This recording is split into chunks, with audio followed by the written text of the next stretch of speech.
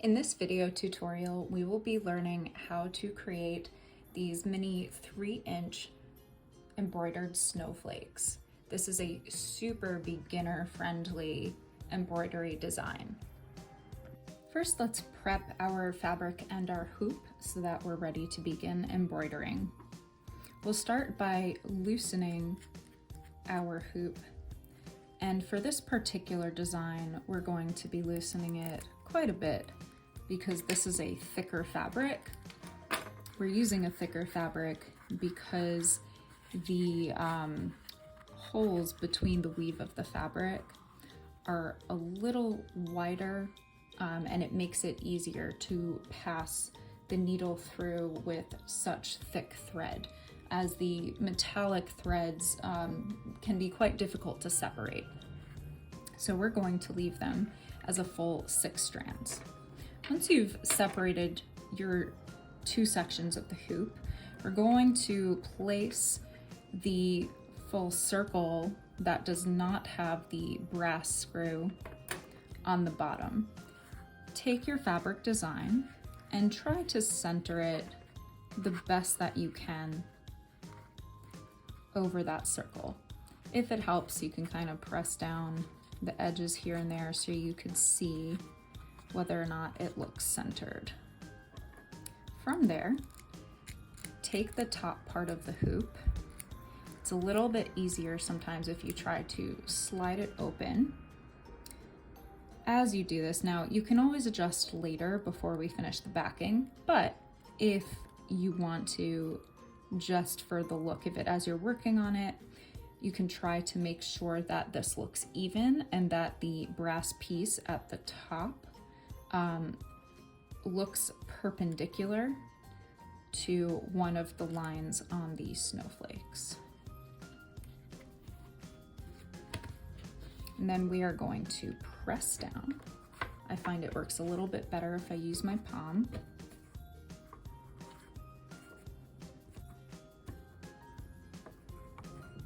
Now, for the tautness of the fabric, we want to get it to a place where there's not too much give, and so that it sounds almost like a drum when you're tapping on the fabric. So this right now, it's pretty close, but I think it could be even tighter. I'm both going to tighten the screw at the top slightly, and then I'm going to pull on opposite ends of the fabric, just gently working my way around the hoop.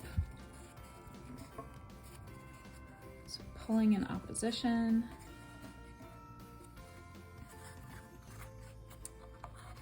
I'll try tightening once more. And let's see. There we go. That's the sound I'm looking for. And that makes it so that it's much easier to pass the needle through the fabric. It's much more difficult if the fabric is a bit loose. Let's begin by threading the needle. Take about an arm's length or an arm and a half's length of the metallic white thread. Pinch as close to the ends of the thread as possible and insert through the eye of the needle. We're going to be leaving this as a single strand instead of doubling it. So we're going to leave a little tail on one end of our thread. We'll use the other end for tying our knot. To tie the knot, take the needle with the point face up in your dominant hand.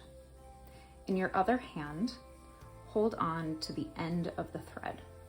Cross the needle over the end of the thread, making the shape of a T or a cross. Pinch with your non-dominant hand the section where the needle meets the thread. On the side where you see a bit of a large loop, take the thread close to the needle and wrap it around the needle 2 to 3 times. Then pinch this wrapped section between your index finger and your thumb and gently begin to slide it down the needle over the eye of the needle, shimmying if you need to, and dragging it over the thread, continuing to pinch until you've pulled all the way to where you can't pull anymore. This will create a knot. The first type of stitch we'll be using is a straight stitch. We'll be using this for both of the different types of snowflakes in the kit. All the types of stitches that we use will be the same for both. Wherever we see a straight line, we're going to be using a straight stitch. Let's begin on one end, pulling the needle up through the back of the fabric. Where you see 2 or 3 lines meet, that is where we are going to place the needle back down through the fabric, creating a straight stitch. We can repeat that again here, coming up through the end of the line and back down where these lines meet. You'll notice that I'm not coming up through the same section where I just went down with the needle, otherwise our thread will just come right back out. Again, starting at the end of a straight line, coming up, and then coming back down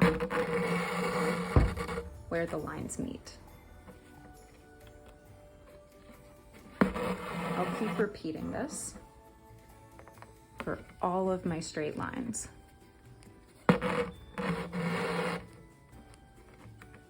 Some lines you might see are a little bit longer than others.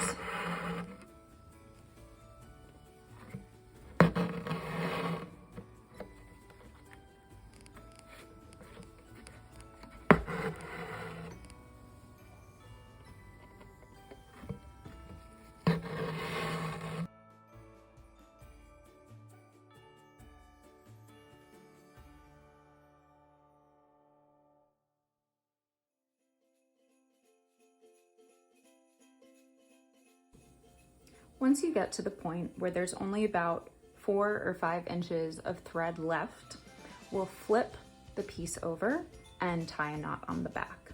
I'm going to do that now just to show you an example. So I'm flipping it around and I'm going to take my needle, slide it underneath one of the last stitches that I created, and pull until I have a little bit of a loop. Then I'm going to pass my needle through the loop and pull that taut. We'll proceed with that one more time. Proceed, that was a weird word to use, wasn't it? We will repeat that one more time, just to double knot it and make sure that it's very secure.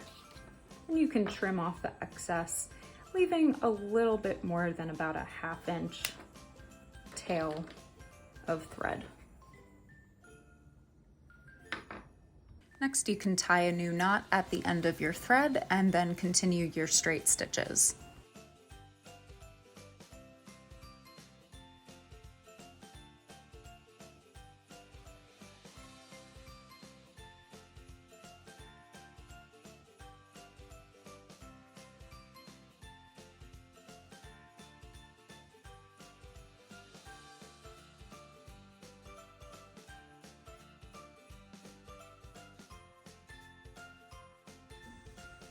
The next type of stitch we'll be going over is called a French knot. Now you can wait to do this once all of your straight stitches are complete, or once you finish each branch of the snowflake, you can decide to add them in there. Basically what we're going to be doing is anywhere that you see a little dot, whether it's towards the end of one of the straight lines on the snowflake or some sections in between, we're going to be adding a French knot. Let's start by doing that on the end of this branch of the snowflake here. we're going to bring our needle up from the back of the fabric. We're then going to hold fairly taut about an inch to an inch and a half away from where the thread is coming out of the fabric. We're going to wrap the needle 1 or 2 times, depending on how big you would like the knot to appear. In this case, I'm going to do it for just 1 time. And then we're going to place the needle going back down either right next to or just about the same place where it came up. We're going to hold that section of thread as taut as possible or flush with the fabric as we bring the needle back down through the other side of the fabric. And this creates a little knot on the surface. Now, if you need to readjust or re-tighten your fabric, please do so. It makes it much easier to go about this process when the fabric is nice and taut. Let's try that again here. Going to bring my needle up from the back of the fabric. If you need to wiggle it back and forth a little bit, because this is a thicker amount of thread that we're using since we're using all the strands together at once. Wrap it 1 to 2 times depending on how you would like it to look in terms of size. Hold that piece flush with the fabric and wiggle it back through and pull until you have a little knot.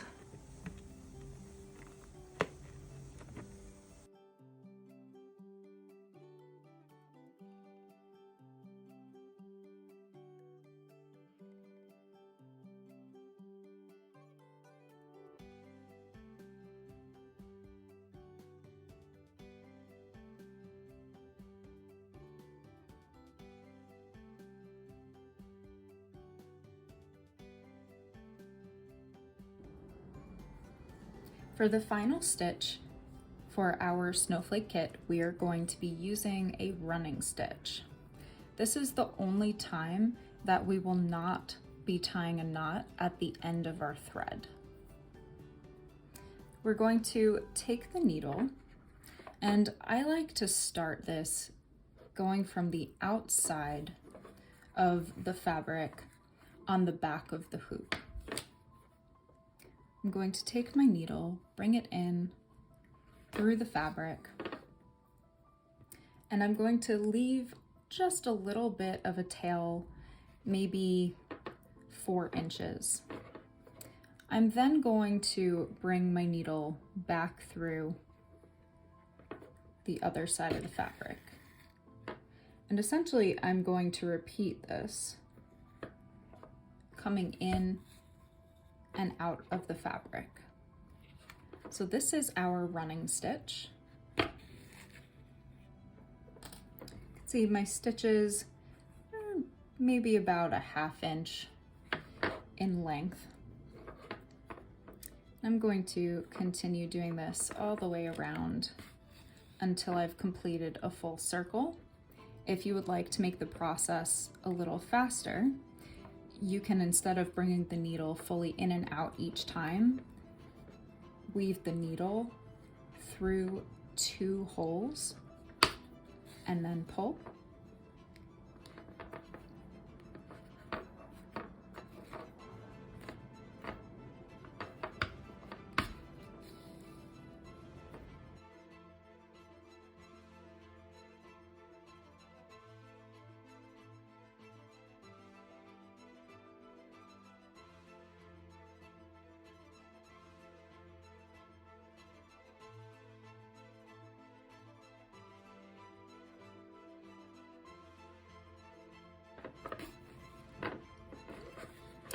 Once you come all the way around your circle, just make sure that the last stitch that you create makes it so that the opposite end of the thread is also on the outside of the fabric. At this point, we're going to slide off the needle because we don't need it anymore. And then this is the fun part. We're going to tie a single knot first and pull so that it cinches together our fabric. And we'll double knot that. And if you want to make sure it's really secure, you can even triple knot. And then you can take your embroidery snips or scissors, whatever you have on hand, snip off the excess. And there you have your finished back.